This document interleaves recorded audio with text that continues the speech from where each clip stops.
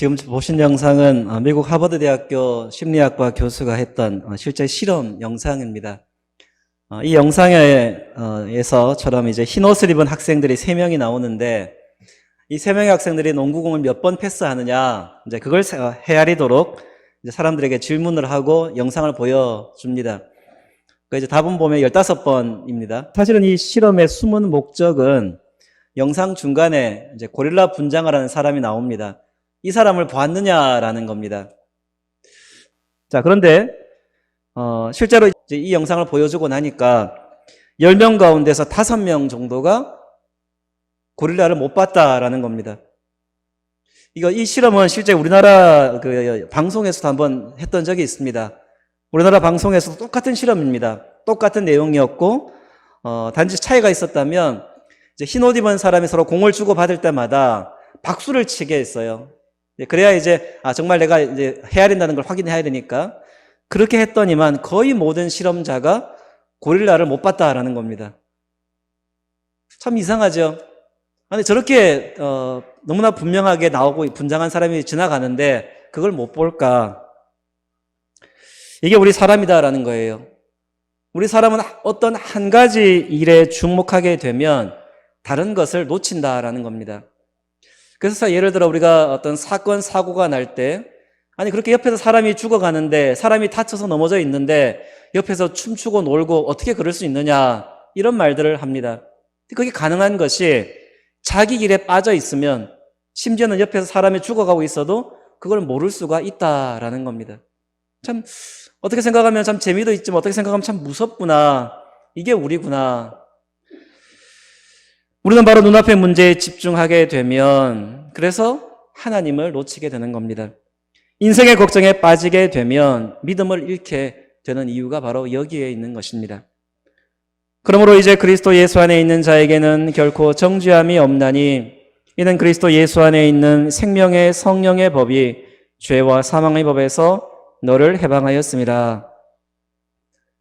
이 말씀 가운데 보면 1절, 2절에 공통된 말씀이 나옵니다. 그리스도 예수 안에서, 그리스도 예수 안에서. 오늘 우리에게 주시는 말씀입니다. 무엇이든지, 무엇이든 그리스도 안에서 행하라. 바로 이 말씀입니다. 1절에서는 그리스도 안에 있는 자에게는 정죄가 없습니다. 또 2절에서는 그리스도 안에 있으면 죄의 법에서 해방이 됩니다. 이 정죄라는 말은 이제 유죄 판결 그런 뜻입니다. 당신은 죄인이다. 이렇게 낙인을 찍는 거예요.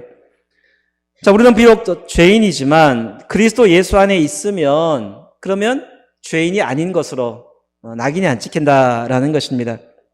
또 2절의 말씀은 우리가 그리스도 예수 안에 있으면 죄와 사망의 법에서 벗어난다. 이것을 이제 현대인의 성경에서는 이 죄와 사망의 법을 죄의 굴레 이렇게 번역을 했어요. 여러분 굴레 아시죠? 이제 말이나 소 이걸 사람이 마음대로 부리기 위해서 목에다가 이제 줄 매일 수 있는 얽어매는 줄 바로 그게 이제 굴레 아닙니까? 그러니까 우리가 이 사람인데 사람이 이 죄에게 목이 매여 있는 거예요. 그러면 뭐 죄가 시키는 대로 끌려다닐 수밖에 없지 않겠습니까? 참 생각해보면 참 비참한 인생인데 바로 그걸 이야기를 하고 있는 것입니다. 우리가 예수님 안에 있지 않으면 우리는 그렇게 죄에게 질질 끌려다니는 바로 그런 인생이 되고 만다. 조금 전에 이제 동영상, 우리 실험 영상을 보았는데요. 참 이 영상이 우리에게 알려주는 많은 어떤 그런 가르침들이 있습니다. 우리는 내가 보았다, 또 내가 경험했다, 이걸 참 많이 신뢰합니다. 그래서 이제 내가 경험한 것에 대한 어떤 나름대로는 절대적인 믿음이다, 이렇게 표현할 수도 있을 것 같아요. 그러니까 내가 봤으니까 그게 맞다, 내가 경험했으니까 그게 옳다, 나름대로 어떤 그런 생각이죠. 그러다 보니까 어떤 일을 경험한 것에 대해서 누군가 이야기를 하다 보면 싸우기도 합니다. 그게 내가 경험을 했는데 내가 봤다는데 왜 자꾸 그런 말을 하느냐. 하지만 우리가 조금 전 영상에서 본 것처럼 실제 우리가 보았다고 하는 것, 그게 정말 본 것일까? 우리가 보았다고 하는 것 속에 얼마나 많은 허점이 있는지 이것을 우리는 생각을 해야 한다는 거죠. 예를 들어서 길에서 교통사고가 납니다. 그러면 경찰관에 가서 어떻게 합니까? 블랙박스 봅시다. 그래요. 분명 운전은 사람이 했습니다. 그러면 두 사람한테 당신 어떻게 운전했습니까? 그걸 묻는 게 아니고요. 블랙박스 봅시다. 그래요. 이 말은 뭐겠습니까? 사람의 말은 믿지 못하겠다라는 거예요. 사람의 기억은 허점이 많다.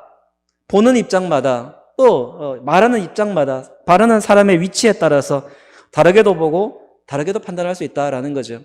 그래서 사람의 말보다 오히려 기계를 더 믿어준다. 이게 우리가 살아가고 있는 이 세상의 이치인 겁니다. 그래서 우리가 참 돌이켜본다면 참 잘못 생각했던 것, 우리가 잘못 보았던 것 사실은 참 많았구나. 이걸 우리는 생각하게 됩니다. 잘못 보고 또 왜곡되게 생각하는 그런 것들이 참 많아요. 왜 그럴까? 자, 오늘 성경 말씀으로 돌아가 보면 로마서는 너무나 분명하게 말합니다. 그게 죄 때문이다.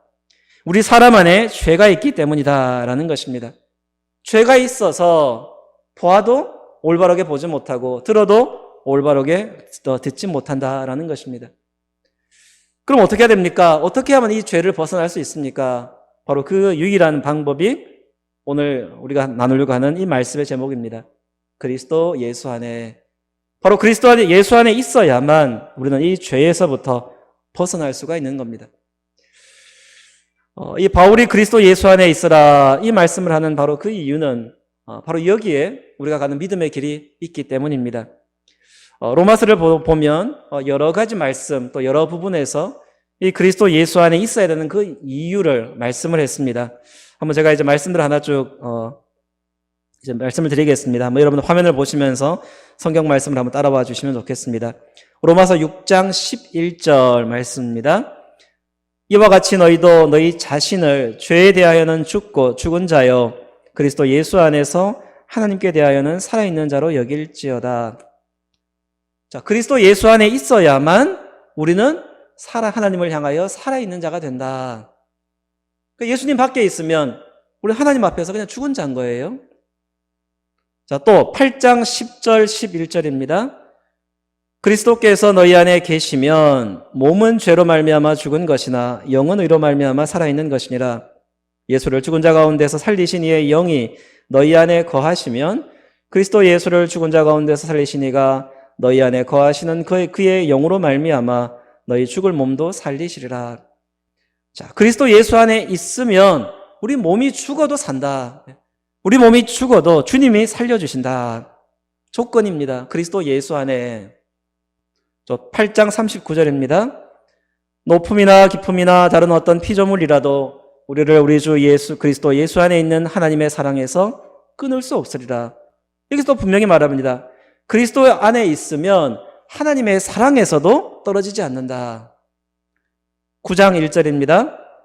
내가 그리스도 안에서 참말을 하고 거짓말을 아니하노라. 나에게 큰 근심이 있는 것과 마음에 그치지 않는 고통이 있는 것을 내 양심이 성령 안에서 나와 더불어 증언하노니. 사람이 참 얼마나 말을 많이 합니까? 그런데 거짓말하지 않고 참된 말, 이 참된 말 하는 그것도 예수 안에 있어야 된다. 아니 우리 입으로 내 입으로 내가 말하는데 왜 우리가 참말을 못할까요? 분명히 성경은 말합니다. 예수 안에 있지 않으면 아무리 우리의 입이 내 입인 것 같아도 차마 참된 말을 하지 못한다. 죄의 말을 하고 왜곡된 말을 한다라는 거죠. 또 12장 5절입니다. 이와 같이 우리 많은 사람이 그리스도 안에서 한 몸이 되어 서로 지체가 되었느니라. 하나됨을 말씀을 합니다. 참 우리가 살아가면서 이 하나 된다는 것 참 쉽지 않다는 걸 얼마나 많이 느낍니까? 우리나라 사회도 갈등이 많은 것 참 이 하나 되는 게 그게 참 어려워요. 그런데 성경은 분명히 말합니다. 그리스도 안에 있어야 비로소 우리가 하나가 된다. 15장 17절입니다. 그러므로 내가 그리스도 예수 안에서 하나님의 일에 대하여 자랑하는 것이 있거니와. 우리가 뭘 자랑해야 됩니까? 그것도 그리스도 예수 안에서 했던 일. 예수님 안에서 해야만 그런 일이 우리가 자랑할 거리가 된다. 그리스도 예수 안에 있어서 하지 못한 일들, 예수님과 상관없이 행했던 일들은 자랑거리가 아니다. 우리가 지금 제가 이제 몇 가지 말씀을 보았는데 지금 이 말씀만 보더라도 이 그리스도 예수 안에서 이 말씀이 이렇게 많이 있습니다. 사실은 이것보다 더 많이 있는데 제가 좀 설교 시간이어서 좀 많이 뺐습니다. 이만큼 중요하다는 거예요. 그리스도 예수 안에서. 우리 성도 여러분, 그러므로 무엇이든지 그리스도 안에서 생각하시기를 바랍니다. 무엇이든 그리스도 예수 안에서만 행하십시오. 그러면 여러분이 구원을 받고 여러분이 하는 모든 일들이 다 잘 될 것입니다. 일본은 우리나라보다 일찍 기독교가 전해졌지만 이제 오늘날 일본의 기독교인 숫자는 한 1.6%. 그러니까 참 우리나라에 비하면 신앙인이 많지 않은 그런 나라입니다. 하지만 그렇게 기독교인이 적은 일본에서도 참 유명한 그런 기독교인이 있습니다. 여러분들도 다 이제 아시는 그 우찌무라 간조라고 하는 분입니다. 이분은 1891년에 그 일본 천황의 절대 권력의 상징이었던 이 교육치거라고 하는 봉독식이 있었답니다. 그래서 일본 사람들은 누구나 이제 이 천황에 대한 어떤 복종 뭐 그런 의미로 이제 예의를 갖춰야 됐는데 마치 우리나라에서 그 신사참배 어떤 그런 의미가 비슷한 것 같습니다. 그런데 이분은 이제 기독교 신앙의 이유로 예의를 갖추지 않았습니다. 그래서 이제 이것이 이제 그 일본 사회에서는 대단히 심각했던 그 불경 사건이었답니다. 이것 때문에 일본 천황을 숭배했던 이 존황파 사람들에게 표적이 됐습니다. 그래서 그의 아내, 그의 자식이 죽었고요. 그리고 직장에서도 쫓겨나게 됩니다. 참 어찌 보면 참 인생이 너무나 불행하고 어려움을 겪었는데 그런데 이분은 끝까지 믿음으로 살아갑니다. 1921년에는 그 도쿄 한복판에서 주일이 되면 이분이 성경 말씀을 강론을 했다 그래요. 참 여러분 지금 제가 배경을 좀 말씀드렸지만 기독교인이 그렇게 없는 또 이 존황파가 엄연히 살아있고 자기를 향한 그러한 어떤 미움이 이제 눈길이 그런 있는 그 도쿄 한복판에서 성경 말씀을 전하는 겁니다. 참 얼마나 대단한 일입니까? 그런데 그때 이분이 읽고 전했던 그 말씀이 바로 로마서의 말씀이었어요. 생각해 본다면 이 로마서야말로 우리 기독교인들, 이 그리스도인들에게 우리의 신앙이 무엇이고 어떻게 우리가 믿음의 길을 걸어가야 되는지를 너무나 잘 보여주는 어찌 보면 우리 기독교 신앙의 어떤 백서 또 우리 기독교 신앙의 어떤 표준서 아마 그렇게 말할 수가 있을 것 같습니다. 바로 이런 분이 우찌무라 간조입니다. 자, 그런데 오늘 제가 이제 드리려고 하는 말씀은 이분에 대한 이야기가 아니라 이분을 이렇게 만든 이분을 이렇게 이제 믿음의 사람으로 만들었던 강한 영향을 미쳤던 분입니다. 바로 우찌무라 간조가 졸업을 했던 삿포로 농업학교의 교장이었던 미국 사람 윌리엄 클라크입니다. 당시 일본은 에도 시대 말기부터 시작되었던 이 러시아 제국의 남진 정책 때문에 이 홋카이도가 계속 위협을 받습니다. 그래서 일본 정부는 어떻게든 이 홋카이도를 개척을 해서 이제 일본 땅으로 만들려고 했습니다. 그러려고 하면 이제 거기서 농사를 지어야 되고 이제 그러다 보니까 여기에 대한 지식이 부족해서 해외의 기술자의 도움을 얻으려고 했습니다. 그래서 일본 정부는 윌리엄 스미스 클라크를 포함해서 여러 명의 미국 사람들을 이 홋카이도에 초청을 합니다. 1872년부터 먼저 도쿄에다가 어떤 이제 임시로 학교를 하나 만들었고요. 이 학교에서 이제 홋카이도를 본격적으로 개척할 학생들을 모집을 했습니다. 1876년에 일본 최초로 이제 학위를 수여하는 기관이었던 이 삿포로 농학교, 이게 이제 이렇게 해서 만들어집니다. 현재의 홋카이도 대학이라고 하죠. 1876년 7월에 이 클라크를 삿포로 농학교 초대 교두, 이제 뭐 교장 같은 이런 역할로 임명을 합니다. 자, 이 클라크가 이제 이렇게 해서 이제 홋카이도에 가 보니까 거기 이주한 사람들 대부분이 동북 지역의 무사 집안 출신들이거나 또 죄수 아니면 돈 받고 온 사람들, 이런 사람들이라는 거예요. 그러다 보니까 이 홋카이도의 이 황무지 개간 농사에는 관심이 없고 학생들이라고 해도 보니까 제대로 공부할 생각들은 없고 밤늦게까지 술을 마시고 이제 그런 사람들이 태반이더라라는 겁니다. 그래서 일본 정부에서는 이제 면학 분위기 또 교내 질서 확립을 위해서 엄격한 어떤 규율을 정해둬라. 이제 그렇게 해서 이제 다스릴 것을 권했다랍니다. 마치 일본 사무라이 뭐 그런 정신과 비슷했던 것 같습니다. 그런데 이 윌리엄 클라크는 달랐습니다. 사람을 다루는 것은 이 엄격한 규율과 단속이 아니다. 그런 것으로는 사람을 진정한 인간으로 만들 수 없다. 그래서 이분이 세웠던 학칙은 딱 한 가지였답니다. 신사가 되라. Be gentleman. 그게 학칙의 전부였답니다. 신사가 되라. 그럼 무슨 내용이냐? 바로 이것을 이제 학칙으로 정해놓고 이분이 공을 들인 것이 바로 신앙교육이었습니다. 이분은 기독교 신앙에 입각한 교육을 하기 위해서 학생들에게 예수를 믿는 자의 계약, 이것을 이제 만들고 여기에 서명하도록 했습니다. 그리고 여기에 따라서 서명을 하고 난 다음에 준수하도록, 그래서 바로 도덕 교육을 실시했다라는 거죠. 다시 돌이켜 본다면 이 클라크가 했던 바로 교육은 믿음의 교육이었어요. 믿음이 먼저 전제가 되지 않으면, 믿음에서 나오지 않으면 이 도덕이라는 것, 이 사람의 올바른 이 삶의 모습, 이것은 불가능하다. 바로 그것을 이분은 가르쳤던 겁니다. 그런데 바로 이것이 이제 또 문제가 되었습니다. 일본 정부는 클라크에게 농업 기술만 가르쳐 주기를 원했던 것 같습니다. 그런데 자꾸 클라크가 성경 공부 모임을 만들고 하나님 말씀을 가르칩니다. 초대 교도로 초청받은 지 8개월 만에 1877년 4월에 이 클라크는 추방당하고 맙니다. 1877년 4월 16일 날 이제 제자들과 마지막 작별을 하던 날 한 10여 명 되는 그런 학생들에게 이분이 남긴 말이 참 유명한 말로 남았습니다. Boys, be ambitious in Christ. 소년들이여 그리스도 안에서 큰 뜻을 품어라. 근데 아마 여러분들 이 말은 참 많이 들어보셨을 것 같아요. 소년들이여 야망을 품어라. 이제 그렇게 우리가 번역을 했죠. 그러나 이분이 했던 본래 말은 그리스도 안에서 큰 뜻을 품어라 이거였습니다. 그리스도 안에서. 클라크는 임종 직전에 목사님에게 이런 말을 남겼다고 합니다. 지금 생애를 회고해 보면 나에게 자랑할 것이 없지만 일본의 삿포로에서 8개월 동안 일본 청년들에게 성서를 가르친 것 생각하면 지금도 기쁨이 넘칩니다. 그러니까 이분이 이 삿포로에 남아 있었을 때 그분의 그 핵심, 그분이 정말 전하려고 했던 그 마음의 중심이 무엇이었는지를 너무나 잘 알려줍니다. 결국 그가 남기려고 했던 말의 핵심은 오늘 우리가 나오는 이 말씀인 겁니다. 그리스도 안에서, 그리스도 안에서. 바로 이것을 그분은 남기려고 했던 거죠.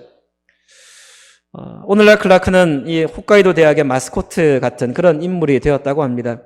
그래서 그분에 대한 흉상도 이렇게 세워놔 있고요.